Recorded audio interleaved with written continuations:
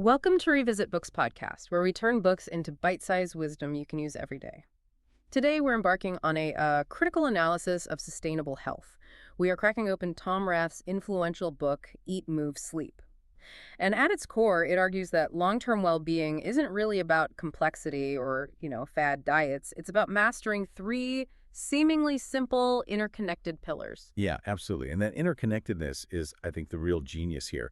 Rath didn't just pull this out of thin air. He spent a decade organizing and synthesizing a massive amount of material. We're talking like over 400 academic studies and research articles. Yeah. His whole goal wasn't just reporting findings, but to really distill the most proven, actionable ideas. Yeah. Simple, clear strategies you can actually use. Right. So instead of getting totally overwhelmed by all the conflicting advice out there, keto this, vegan that, HIE versus yoga, we're focusing on the common ground, the foundational stuff that's backed by solid science. We're looking for those simple steps, the proven ones that kickstart that upward spiral of health he talks about. #tag1, overview the eat, move, sleep equation. Well, and if you look at the bigger picture, the historical context, Yeah. you really see why this is so urgent. Like a century ago, the big killers were infectious diseases, right? Influenza, smallpox, things like that. Yeah. Medicine just didn't have the answers back then, so these things ran rampant. But the health crisis we face today, it's fundamentally different. Totally different. It's a crisis driven by lifestyle, isn't it? Not so much by pathogens. The book really hammers home this painful truth. The vast majority of deaths in developed nations now are down to preventable conditions. Things like heart disease, type 2 diabetes, many kinds of cancer. Exactly. I mean, think about the people you know, your immediate circle. Statistically, something like 2 out of every 3 might die from one of these illnesses that are largely preventable. And the real danger is that these conditions aren't like catching the flu. They're cumulative. They build up over years. They're the result of small, poor, daily choices, that extra sugary drink maybe, or spending hours just sitting. The harm isn't obvious right away, not until something major happens, like a stroke or a heart attack, maybe decades down the line. And by that point, say you hit 60 and you get that wake-up call, trying to reverse the damage. It's possible, sure, but it takes a massive effort, right? Almost heroic. So the core idea then is we need to step in now, today, with simple choices that have a big impact. And that brings us right back to the core thesis. Eat, move, sleep. These aren't separate things you can tackle one by one. They're a closed system, totally interconnected. Rath calls it the eat, move, sleep equation. They feed off each other in this really powerful rhythm. Okay, let's unpack that mechanism a bit, because I think this is where a lot of people trip up. They try to go hard on a diet, maybe, but completely ignore their sleep schedule, and the whole thing just collapses. So if they really are connected, how does that upward spiral actually begin? Well, it usually starts by getting one pillar right. Often it's sleep, or maybe a good food choice to start the day. For example, let's say you prioritize a healthy breakfast, something high in protein. That good fuel keeps your energy stable. It makes it much more likely you'll actually feel like moving later on. Then that activity helps regulate your hormones, improves your mood, which makes you less likely to crave, sugary comfort food in the afternoon slump. Okay, that makes sense. And if you've eaten well and you've stayed reasonably active through the day, your body's kind of naturally ready for rest. Precisely. That sets you up for a good night's sleep. And here's the kicker, the real leverage. The good sleep doesn't just feel good. It resets you for tomorrow. It makes it easier to choose healthy food again, to be active again the very next morning. And boom, you've got this powerful, self-reinforcing upward spiral. Days just get progressively better. That sounds great, almost too good to be true. But the flip side is that downward spiral is just as real, right? And probably easier to fall into. Where does the system usually break down first? Often it's sleep. Yeah. Just one bad night of sleep is a huge threat to the whole equation. When you're sleep deprived, your body immediately starts craving high-calorie, high-carb foods. It wants quick energy. That makes choosing that healthy breakfast almost impossible. You just want the sugary cereal or the pastry. And then when you eat poorly, you feel sluggish, which kills your motivation to be active. So you sit more, your mood dips, and you probably eat worse again later, which pretty much guarantees another rough night of sleep. It's a really vicious cycle. Yeah, self-perpetuating. And, the research that came out after the book was published really backs up this holistic idea. Studies now suggest that people who try to tackle all three things at once, maybe making small improvements across the board, they actually have a much higher chance of long-term success. Better than those who just say hyper-focus on diet alone or just exercise. You really have to look at the whole system. #tag2, who is this for? The learner's mission. Okay, so for you listening right now, who is this roadmap really designed for? The book seems to target a few specific types of people, reflecting, modern life challenges. Yeah, the first one is what you might call the anti-dieta.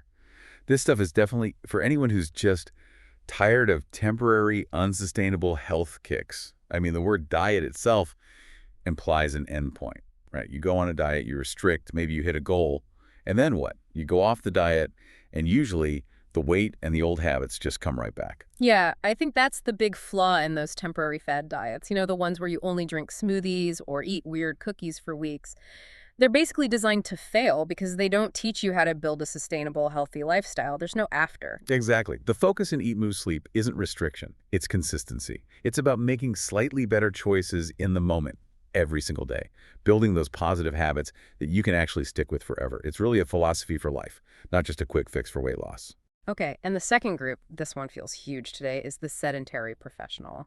This is pretty much anyone struggling with being inactive because of, well, modern desk jobs. We talk a lot about exercise, but the author points out that even people who religiously hit the gym for an hour 3 times a week, they still often spend the vast majority of their waking hours sitting down, in a chair, in the car, on the sofa. And reducing that chronic sitting is actually, maybe, a higher priority than getting a killer workout.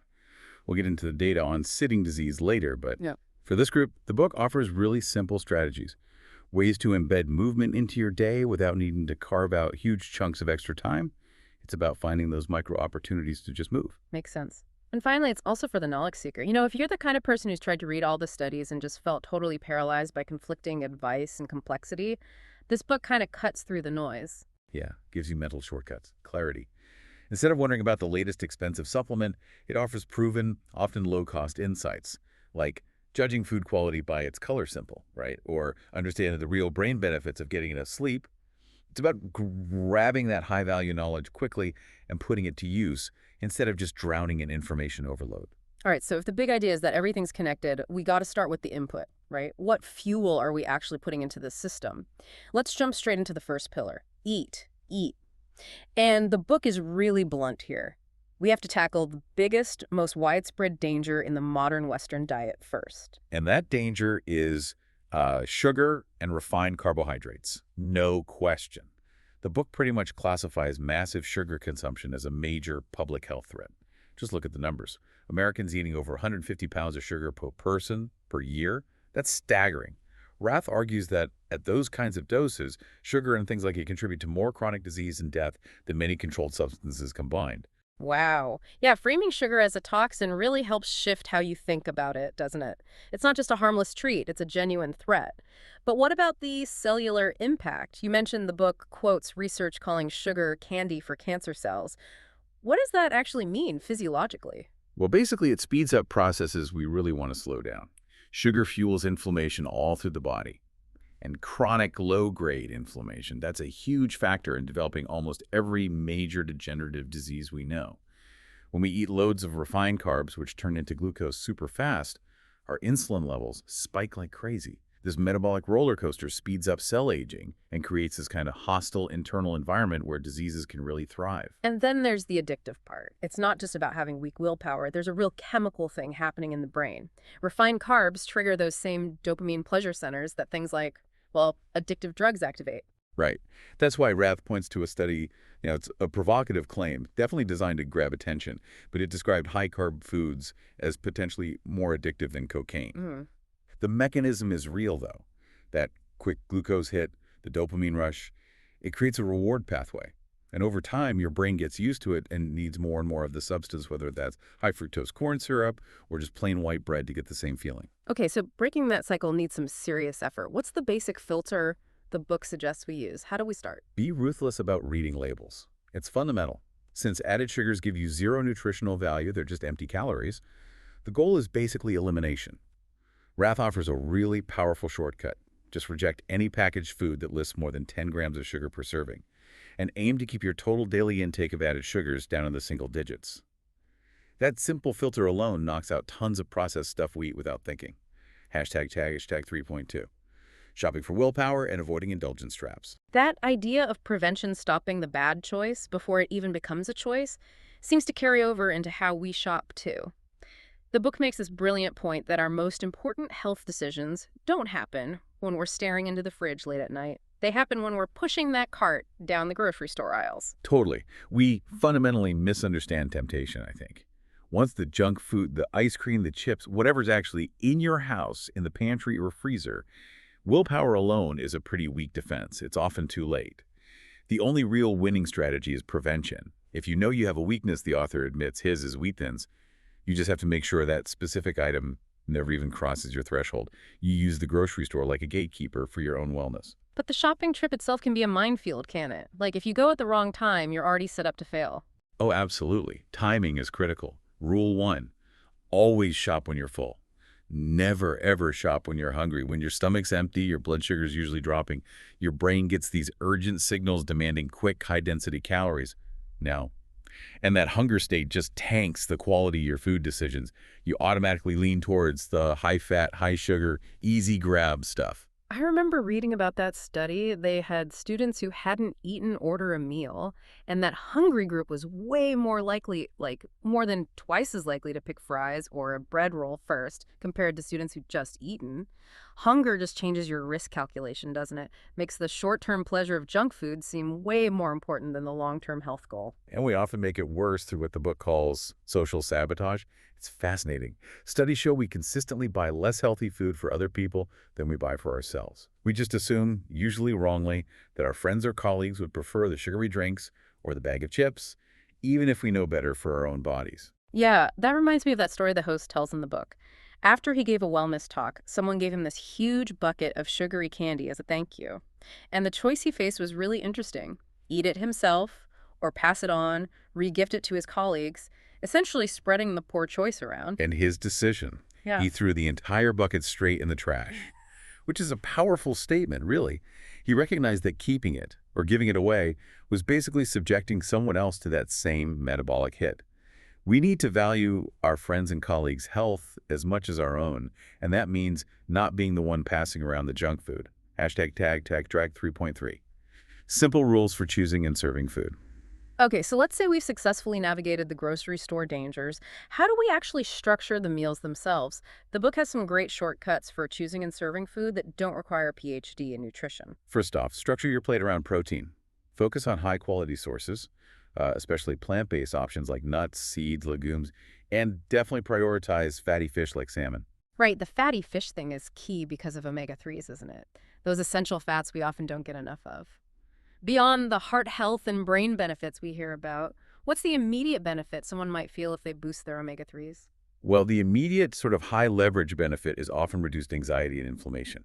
Omega-3s are vital for brain health, mood regulation.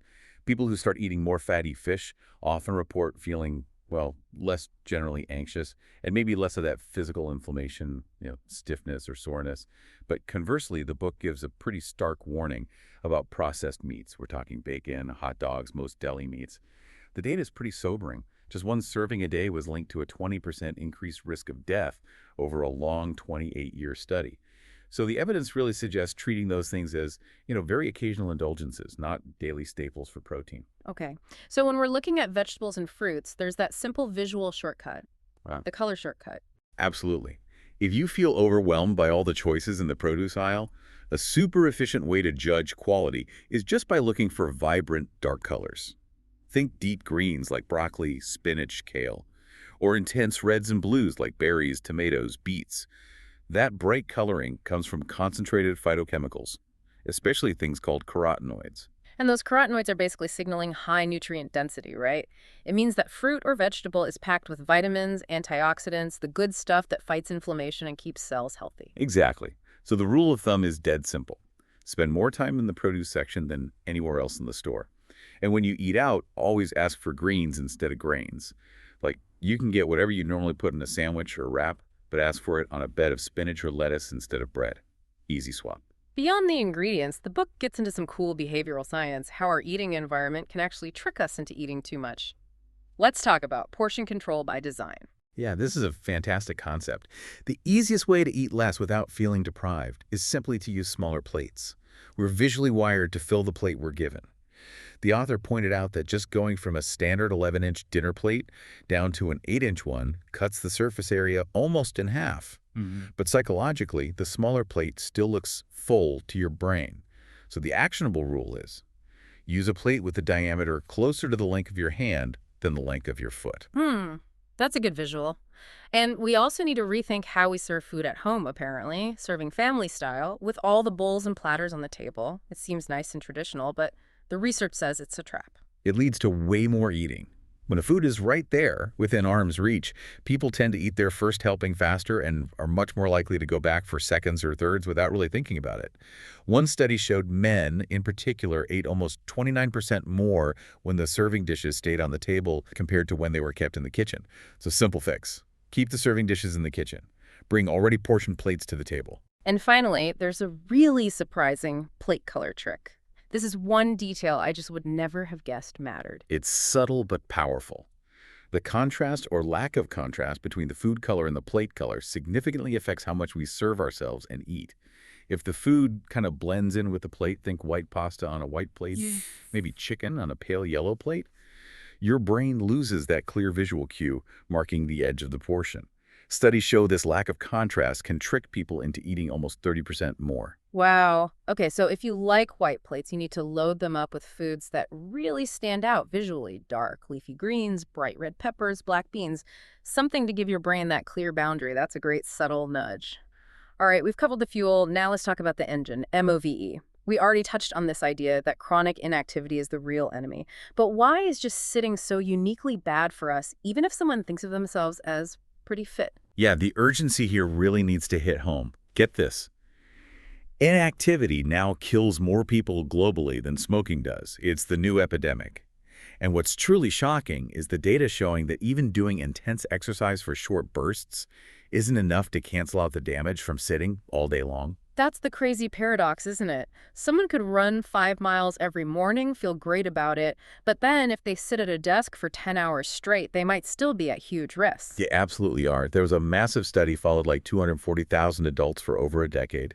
It found that even the highly active people, if they also sat for most of the day, they doubled their risk of dying from heart disease compared to active people who sat less. So the exercise is definitely good, don't get me wrong, but it doesn't give you a free pass from the harm caused by just being still for hours on end. So, mechanically, what's actually happening in our bodies the moment we slump into that chair? What's the immediate physiological damage the book talks about?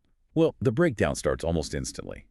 Within seconds of sitting down, the electrical activity in your leg muscles, which are some of the biggest muscles in your body, basically just shuts off. Flatlines. Your overall calorie burn plummets to just 1 calorie per minute.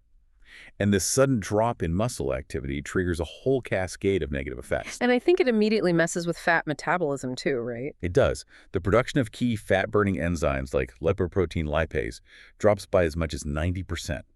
Your body just becomes way less efficient at using fat for energy. And get this, within just 2 hours of continuous sitting, you can actually measure a significant drop, about 20% in your good cholesterol, your HDL levels. This sitting disease takes a silent but rapid toll on your cardiovascular health, totally separate from your workout routine. Hashtag tag 4.2, strategies to embed movement. Okay, so if sitting itself is the villain, the key isn't just scheduling more gym time. It's about weaving movement into the fabric of the day, right? Breaking up that sedentary time. What are the best ways to do that? The most fundamental strategy is the 20-minute break. Even if your job forces you to sit for long periods, you have to interrupt it. Studies show that just 2 minutes of easy walking, like leisurely walking every 20 minutes, can significantly help stabilize your blood sugar levels after eating. I want to dig into that mechanism. Why does just 2 minutes of strolling make such a difference for blood sugar? Well, when you contract those big leg muscles, even gently, they immediately start pulling glucose out of your bloodstream to use for energy. If you just sit there after eating, that glucose hangs around in your blood, causing those spikes that require big insulin surges.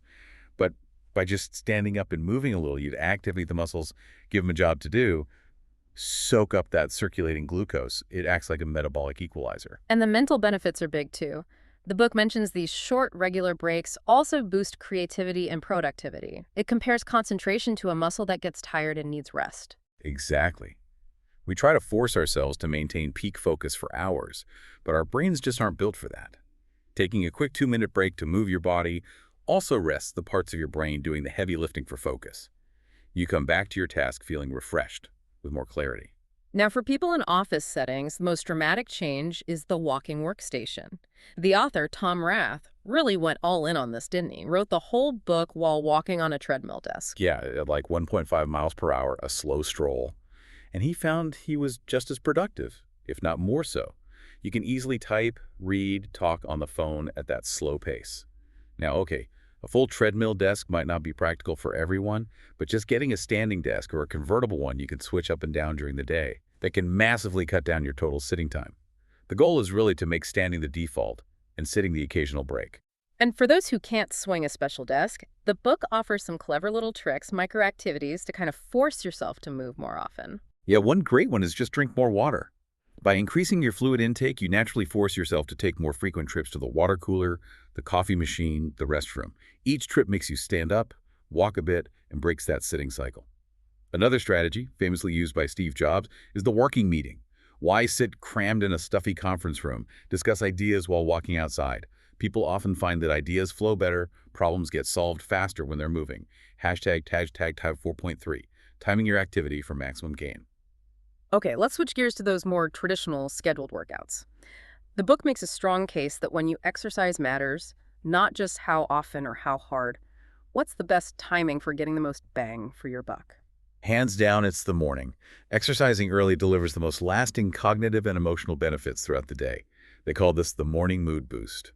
Tell us more about that lasting effect. It's not just the immediate endorphin rush after you finish, is it? No, it's much more durable. Researchers studied college students and found, a 20-minute moderate workout significantly boosted their mood right afterwards. No surprise there. But the really interesting part was how long it lasted. This improved mood was still measurable 4 hours later, 8 hours later, even 12 hours later. So if you work out in the evening, you basically sleep through that entire positive mental and emotional dividend. By moving first thing, you're investing in a better, more positive, more productive day ahead. And to really maximize the physical benefits of that morning session, the book stresses vigorous intensity, defined as, pushing yourself hard enough that holding a conversation is difficult. Why does that level of intensity give such a better metabolic result compared to just moderate activity? It comes down to something called excess post-exercise oxygen consumption, or EPOC. Fancy term? But the idea is simple. When you push your body really hard, you create an oxygen debt and trigger all these metabolic processes that need cleaning up afterwards. Your body keeps consuming oxygen at a higher rate and burning extra calories for hours after you've stopped exercising, just to get back to its normal resting state. So the recovery effort itself burns significant calories. The book had some pretty amazing numbers on this. It did. They tracked people who did a 45-minute intense session on a stationary bike. They burned about 420 calories during the workout, which sounds about right. But here's the kicker. They burned an average of 190 extra calories over the next 14 hours, just from the afterburn effect. That's almost half the calories of the original workout, burned while they were just going about their day. Moderate exercise just doesn't create that same long-lasting metabolic boost. And lastly, there are immediate cognitive gains from pushing yourself hard physically. What does that mean for someone who needs to be sharp mentally right after they exercise? It basically means exercise primes your brain for thinking. Vigorous activity temporarily boosts levels of a protein called brain-derived neurotrophic factor, or BDNF.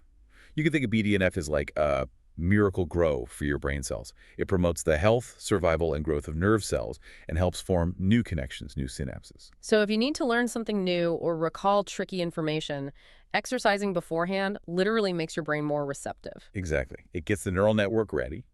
Research clearly shows memory recall and learning ability improve immediately after a tough workout. It's kind of the ultimate biological productivity hack. Yeah. Use movement to make the thinking part easier. Okay, we've fueled the body, we've moved the engine. Now we get to the third pillar and arguably the one with the most leverage, sleep. This is the one that, let's be honest, most often gets sacrificed on the altar of productivity, right? Oh, absolutely. And sacrificing sleep is probably the biggest trap any ambitious person can fall into. It's completely counterproductive. Losing an hour of sleep does not give you an extra hour of achievement. The exact opposite happens. Right. It immediately tanks your cognitive ability, your emotional control, your overall productivity. The book points out something fascinating about peak performers. It's not the people pulling all-nighters who actually come out on top. No way. When researchers actually tracked the sleep habits of truly elite performers, Top athletes, world-class musicians, leading executives, you know what they found? They averaged 8 hours and 36 minutes of sleep per night. That data just demolishes the whole sleep when you're dead hustle culture idea. Yeah. Rest is what maximizes achievement. It's a genuine competitive advantage. And the impact of even minor sleep loss is huge. Losing just 90 minutes, an hour and a half, cuts your daytime alertness by nearly a third. Yeah, insufficient sleep genuinely makes you a different person. Your patience wears thin, your emotional regulation goes out the window, your focus just plummets. And often, it's visible to other people. That's when you get that dreaded question from a friend or coworker, hey, is everything okay? That question is often just confirmation that your sleep debt is showing, and it's affecting how you interact with the world. So for most of us, what's the magic number? What's the non-negotiable amount of sleep we need? Well, controlled lab studies consistently show that about 95% of adults need somewhere between 7 and 9 hours of quality sleep per night to function optimally. And quality is the operative word there. The average person gets significantly less than that, leading to this chronically sleep-deprived society, making poor choices about, well, food and movement. Sleep isn't a luxury you indulge in when you have time. It's the fundamental operating system for the entire eat, move, sleep equation. Hashtag TAG 5.2. Environmental and habit adjustments for quality sleep. Okay, since sleep quality is so critical, the book gives some really practical tips on optimizing your sleep space and habits. We heard sleep acts almost like a vaccine for the common cold. How does that work? It's a surprisingly accurate analogy. There was this famous study where researchers deliberately exposed people to a cold virus. The folks who typically slept less than 7 hours a night were almost 3 times more likely to actually catch the cold compared to those who got more sleep. But they found something even more interesting. Sleep efficiency, basically. How much time you spent actually asleep versus just lying awake in bed was even more important than total duration. People with poor sleep efficiency were 5.5 times more likely to get sick. Your immune system literally relies on sleep to recharge and function properly. Wow. Okay, so to boost that efficiency, we need to tackle probably the most common bad habit, hitting the snooze button, the snooze trap. Yeah, hitting snooze is terrible for sleep quality. When you do that, you break up that last crucial hour or so of sleep into these fragmented, half-awake chunks. That time doesn't count as deep restorative sleep, the NREM or REM sleep your brain and body desperately need. It just leaves you feeling groggy and unrested, that sleep inertia feeling. The simple fix is kind of brutal, but effective. Move your alarm clock across the room. Physically force yourself to get out of bed to turn it off. It eliminates the temptation to fall back into that useless, fragmented sleep. Another key environmental factor is temperature control. Right. Your body naturally needs to drop its core temperature by a few degrees to initiate and maintain sleep. It's a biological signal. So ideally, you should sleep in a room that's roughly 2 to 4 degrees cooler than your normal daytime temperature. Experts usually recommend setting the thermostat somewhere in that cool but comfortable range at night. Maybe use lighter blankets or just run a fan. A slightly cool environment really helps that natural temperature drop needed for good rest. And finally, we absolutely have to talk about light and noise, especially from our gadgets. Oh yeah, this is huge, non-negotiable for quality sleep. The blue light blasting out from phones, tablets, computers, TVs. If you're exposed to that in the hour before bed, it can suppress your body's production of melatonin, the sleep hormone, by up to 20%. Melatonin is what signals, okay, time to wind down. So the rule's pretty simple. Create a screen-free buffer zone for at least an hour before you plan to sleep. And make your bedroom pitch black. Cover up even those tiny charging lights. Any continuous light source can disrupt sleep. What about noise? The book suggests something slightly counterintuitive there. Yeah, sudden, unexpected noises, a door slamming, your partner snoring, traffic outside, those are sleep killers because they jolt you out of deeper sleep stages. Scientists found that using constant background noise, like a fan whirring or a white noise app on your phone, can be really effective. That steady sound basically masks or drowns out those sudden sharp noises, preventing them from registering as a threat to your sleeping brain. It helps maintain sleep continuity. Hashtag TAG 5.3. Sleep's profound cognitive benefits. Beyond just feeling rested, the things sleep does for our brains are just massive. That old saying, sleep on it, turns out to be incredibly scientifically accurate, doesn't it? It's profoundly true. Studies show when people are given really difficult problems, ones without obvious answers, the group that gets to sleep on it consistently makes better decisions, like 4 times more often, than the group given extra waking hours to just consciously think harder. Sleep somehow allows your brain to make these remote connections and associations, finding solutions that just aren't obvious when you're awake and focused. And it's absolutely essential for memory, right? For actually storing what we learn. Yes, memory and learning fundamentally rely on sleep. Sleep is the process where your brain takes short-term memories from the day and encodes them, consolidates them for long-term storage. Without consistent good sleep, that whole process gets disrupted. The book cites research suggesting that chronic sleep deprivation is like aging your brain by 4 to 7 years prematurely. You're essentially forcing your mental hard drive to run with limited space and a constant risk of losing data. But maybe the most fascinating benefit is the emotional processing part, what the book calls REM therapy. This gets into how we handle stress and difficult experiences. This is truly amazing and so important. Sleep literally helps us detoxify from emotionally tough events. During REM sleep, that rapid eye movement stage, your brain replays emotional memories from the day. But here's the crucial part. It replays them without the intense emotional charge, the stress chemistry attached. And where does that intense emotional charge usually come from in the brain? It originates primarily in the amygdala, which is like the brain's emotional processing hub, especially for fear and threat responses. During REM sleep, the activity in the amygdala significantly quiets down. This allows the brain to process the memory, the event itself, without flooding your system with damaging stress neurochemicals like cortisol that keep you anxious and wired. So sleep effectively disconnects the stressful feeling from the memory of the event. It acts as this vital, nightly emotional buffer, clearing out the day's stress. Wow. So sleep isn't just about physical rest. It's about emotional recovery, ensuring yesterday's stress doesn't just bleed over and poison today. Exactly. It's your brain's built-in reset button, making sure you wake up, ready for new challenges, not still carrying the weight of old emotional baggage. #Tag6. Closing thoughts and motivational nudge. Okay, so if we zoom back out and look at the whole eat, move, sleep equation again, maybe the biggest takeaway for you listening is this idea of integrated goal setting. Yeah. Like, if you feel completely stuck trying to improve one pillar, maybe the answer actually lies in focusing on a different one. Absolutely. The system is designed for leverage. If you're constantly battling hunger and making poor food choices, maybe don't beat yourself up about diet first. Maybe focus on getting better sleep instead. There's a direct hormonal link there. Right, let's spell out that connection clearly, particularly those two key hormones, leptin and ghrelin. Yeah, think of them simply as your hunger on-off switches. Leptin is the I'm full signal. It suppresses appetite. Ghrelin is the I'm hungry signal. It stimulates appetite. Now, when you have just one short night's sleep, your leptin levels drop and your ghrelin levels spike. So you are chemically programmed to feel both hungrier and less satisfied by the food you do eat. And on top of that, the hormonal imbalance makes you specifically crave calorie-dense, high-carb junk food. So, by simply prioritizing getting enough quality sleep, you make it dramatically easier to eat well the next day. You set yourself up for success, creating that upward spiral. So arguably the single highest leverage starting point is just consistently getting those 7 to 9 hours of quality sleep. It naturally helps with the eating, which helps with the motivation to move. But for anyone struggling with just getting started, feeling that inertia, the author suggests finding a really personal, specific reason to move more. Yeah, it can't be some vague goal like lose 10 pounds by summer. That rarely lasts. It needs to connect to your deeper, long-term values. For Rath himself, it was about managing a family health risk and wanting to be an active, engaged parent for many, many years. That kind of personal why gives you the deep motivation needed to push through the temporary discomfort of choosing movement over just sitting still. So find that reason that resonates with you. Maybe it's a photo, a note you write to yourself, a quote, and find a way to keep it visible. Remind yourself daily.